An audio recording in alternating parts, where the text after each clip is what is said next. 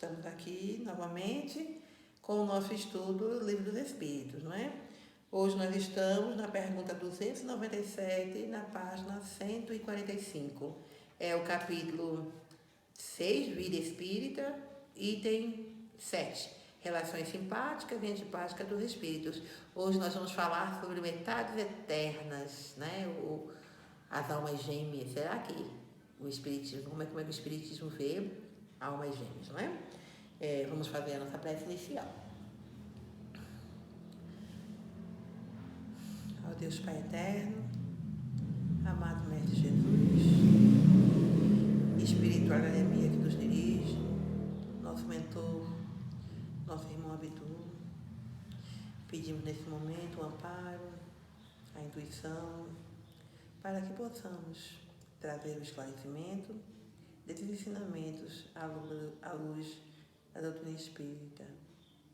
Que a tua paz, que a tua harmonia nos envolva, encarnados e desencarnados. Que assim seja. Pergunta 297. A afeição que dois seres mantiveram na Terra prossegue sempre no mundo dos espíritos, né? Nós estamos falando das afeições, né? Relações simpáticas e antipáticas, né? Então, esse sentimento, afeição, né? Que tínhamos enquanto encarnados, ele prossegue no mundo dos espíritos? E aí os espíritos nos respondem, sim, sem dúvida. Se ela se baseia numa verdadeira simpatia. Mas, se as causas de ordem física tiverem maior influência que a simpatia, ela cessa com as causas. As afeições entre os espíritos são mais sólidas e mais duráveis que na Terra, porque não estão subordinadas ao capricho dos interesses materiais e do amor próprio, não é? Então, aqui os espíritos nos dão duas condições, não é? Se essa afeição se baseia numa verdadeira simpatia, ela continua. Então, aqueles laços criados enquanto encarnados, que foram fundamentados nos bons sentimentos, eles continuam na espiritualidade, não é? Mas, se as causas forem de ordem física, elas cessam quando cessa a causa, ou seja, aqueles relacionamentos, namoros, casamentos, amizades, em que a base, o fundamento dessas relações não era o amor, elas cessam quando cessa a convivência, não é? Então, os casamentos por interesse, os envolvimentos pelas aparências, pelas condições sociais, por tudo aquilo que é efêmero, que é material, termina quando termina a matéria. E aquelas relações que são verdadeiras, baseadas naqueles sentimentos que são do espírito, elas são levadas à eternidade, não é? E aí ele completa. As afeições entre os espíritos são mais sólidas e mais duráveis que na Terra. Então, as afeições, os relacionamentos de convivência no mundo espiritual, eles são mais sólidos, porque a gente viu nos outros estudos. Lá no mundo espiritual, né, nós não temos as máscaras sociais, não é? Nós somos o que realmente somos, não é? Não tem como nós fingirmos ou mostrarmos ser pessoas que, na verdade, nós ainda não estamos nessa condição. Que aqui, enquanto encarnados, nós podemos fazer, né? Então, no mundo dos espíritos, essas relações não estão subordinadas ao capricho dos interesses materiais, não é? E nem do amor próprio, do egoísmo, não é? Então, são relações que têm um outro fundamento, que têm uma outra configuração, vamos dizer assim, né? Então, enquanto encarnados, nós nos relacionamos, nós convivemos com as pessoas por N motivos.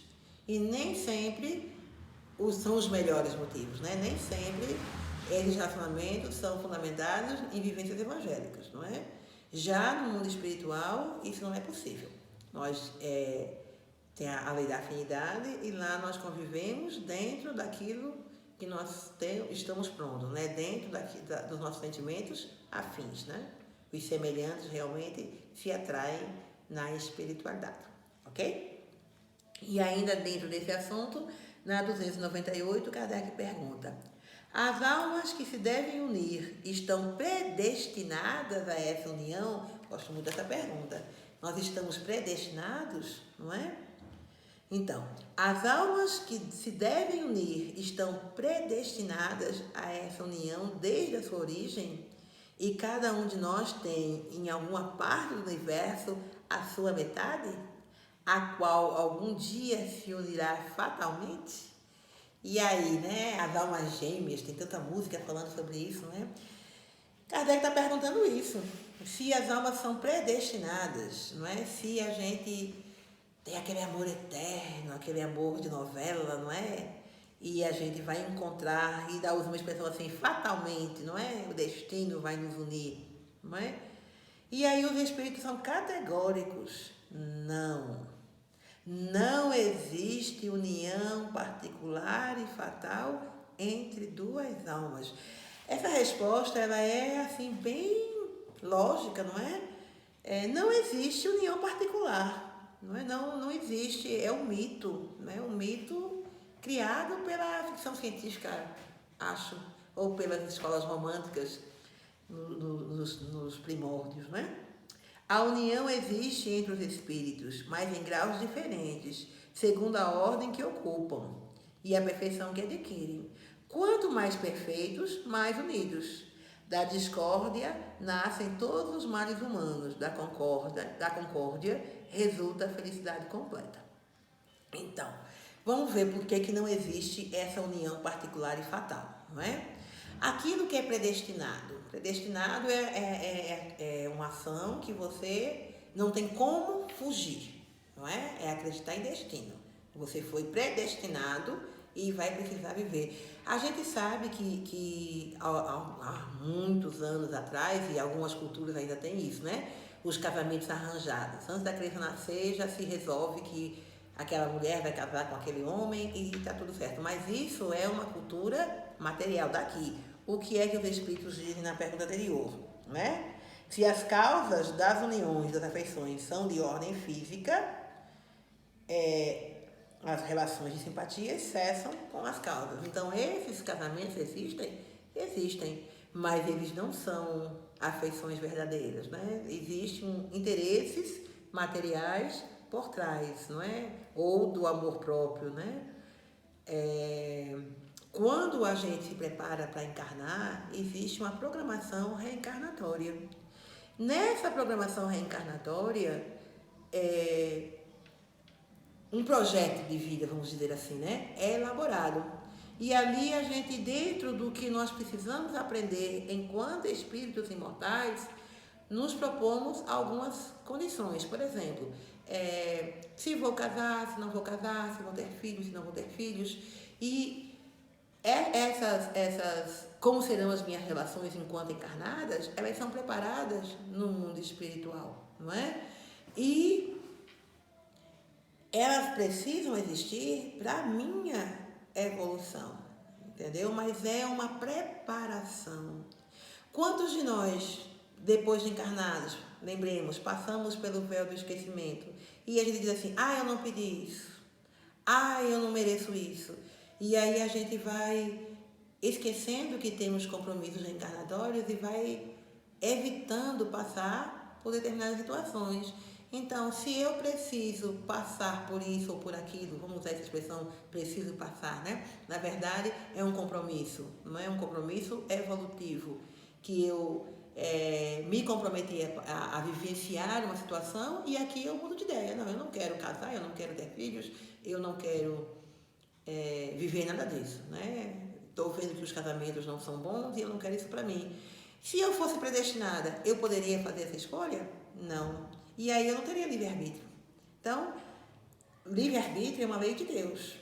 Ser predestinado fere o livre-arbítrio. Então, portanto, não tem como nós sermos predestinados. Então, não existe almas gêmeas.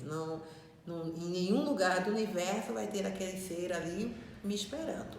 Entretanto, eles completam dizendo assim, né?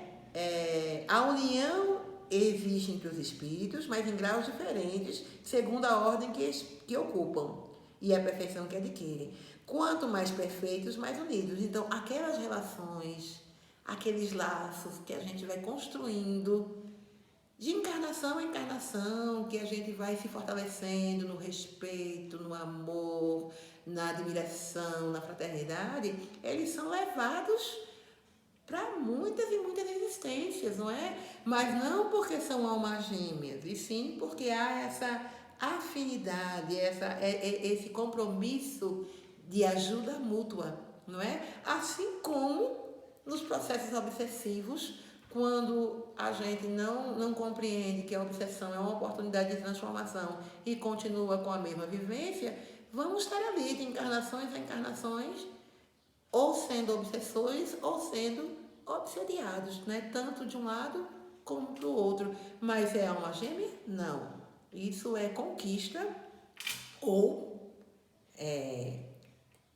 oportunidade, né? De reparação, de transformação, tá certo? Então, a gente tem sim pessoas que a gente reencontra a cada encarnação, que são laços que foram criados em encarnações anteriores, e esses laços podem ser afetivos, de amor, de fraternidade, ou podem ser laços que nos trazem pesares e dores, tá? Mas tudo dentro de um processo de transformação moral e evolução, ok? Espero que os irmãos tenham compreendido o nosso estudo de hoje e nós ficamos por aqui agradecendo essa oportunidade e agradecendo aos irmãos que estão nos seguindo nas redes sociais, não é? E agora vamos fazer a prece para completar o nosso estudo. Mestre Jesus, espiritualidade amiga, nossos guias e protetores espirituais que nos ajudam e nos amparam na compreensão desses estudos. Agradecemos essa oportunidade, agradecemos a presença amiga de cada um de vocês.